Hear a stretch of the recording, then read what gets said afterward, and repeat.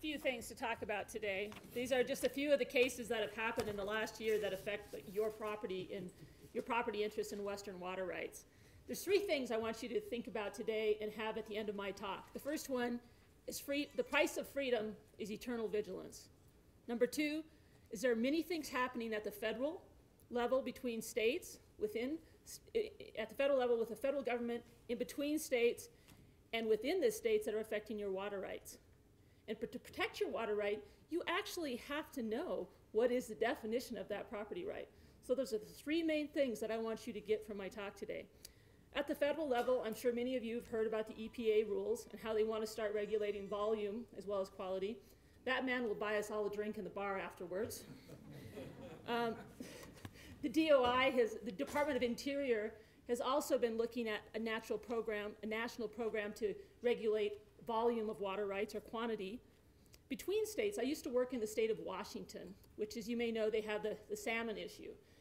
And there was a litigation that I was involved in that involved 4 states, every federal government agency you could think of, several different tribes, and the state of Washington and the federal government actually wanted to get more of Montana's water because it drains into the Columbia Basin, and if they had more water and could get it to the ocean faster, that would be better for something, I'm not sure what.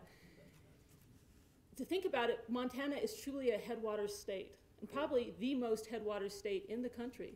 Because of that, we're going to have extra pressure from other states to try to get at our water rights. And now how do they do that? Reed just said it's incrementalism. And with water rights, it's also intricacies. And at the end of my discussion, I'm going to talk to you about a Hohenlohe case. It's a case that's at the Supreme Court, and that will show you how important it is, the intricacies of what we measure when we measure the parameters of a water right. So there's 4 different main federal cases I'm going to talk about. One is Hage. You've probably heard about Hage. It started in 1995 when I clerked for the Chief Judge of the United States Court of Federal Claims. Since that time, Mr. Hage passed on. His wife passed on. And the judge gave a decision in 2002 and 2006 and then recently. But he did grant them $4 million in compensation plus interest. So that case turned out well for the heirs of Mr. Hage. Mr. Hage, it was not so good for because his benefit came well after he was gone, which is the problems with a lawsuit to protect your property rights. It takes a long time and a lot of money.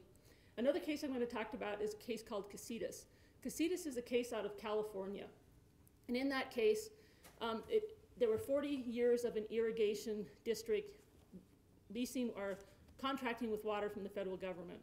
They decided they need to get a Section 7 or a Section 10 analysis, and that means that the government's going to tell them whether or not they're doing a take or impacting the endangered, I don't know what fish it was there. And the government said, oh yes, it is. And so they required the irrigation district to put in different fish ladders and then to use part of their water right to go over the fish ladders to provide water for the fish. And at the district court level, the judge said, it's not a takings. He reversed himself, where in Tulare he had said, the government makes you use your water for fish, it is a takings. He reversed himself, and that case went all the way to the Court of Federal Appeals, where we won at that level, and the Supreme Court denied cert, and now it's back in a takings case to determine how much money the federal government has to pay. Another case I'm going to talk to you about is a case that's at the Montana Supreme Court. It's fully briefed, fully argued. I call it PPL, and that's the energy with dams. The last one is called Hohenlohe. So Judge Smith, who was my judge at the claims court, said that the first thing that you have to do before you can decide whether or not there's a takings is you have to decide whether or not there was a property interest or a property right that the landowner owned. And then you decide whether or not the government took it, and then you decide what is the compensation. So what are the property interests in Western water rights? Well, the judge said this case was out in Nevada, but Nevada law is the same as ours. He said plaintiffs under Nevada law do not own title to the water. Rather, they own the right to use the water so long as the water is put to a beneficial use. That's that term that I'm not swearing. It's called a usufructuary right. The Nevada State Legislature declared at the beginning of the 20th century that beneficial use shall be the basis, the measure, and the limit of the right to the use of water. We have that same interpretation in Montana. Plaintiffs must therefore establish that they could have put the water to the beneficial use, for the right to use water cannot be unreasonable or include waste. In addition, the right to use water can be lost by voluntarily abandoning it. So that is kind of the measure of your property right. When you think about it, it's like if I own real property, I can show you on a map, we can go out there and walk on it, and that's my property, and I can keep you from coming in. It's very physical, it's very tangible. My car is very tangible property. And then there's intellectual property that's a little bit more similar to water. But water is indeed very strange because I don't own a certain amount of water. I don't own a molecule of water. I own the right to use that water at a certain place for a certain use for a certain amount of time sometimes, and I can't waste it, and if I don't use it, I lose it. So those are very interesting parameters of a Western water right and make it much harder to define and protect. So the Casitas case, which I'm going to jump to from the Hage case, it didn't end up after many years that there was a takings. The Casitas case, the real issue that the government argued was that it was a regulatory takings, not a physical takings. You heard in the first talk about one of the 12 worst cases was the Penn Central case. That's a regulatory takings analysis. If you get into a regulatory takings analysis, you got to do this balancing thing.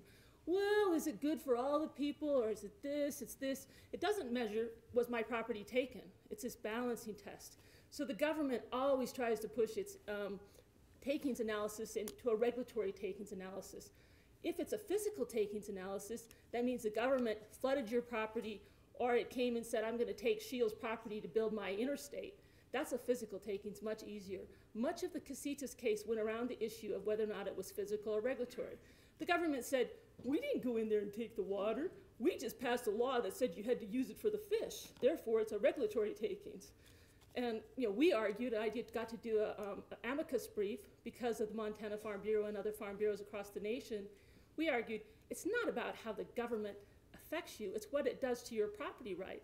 Those irrigators in California lost the right to put that water to a beneficial use, so that whether or not it's physical or regulatory is the impact on the landowner, not the government action.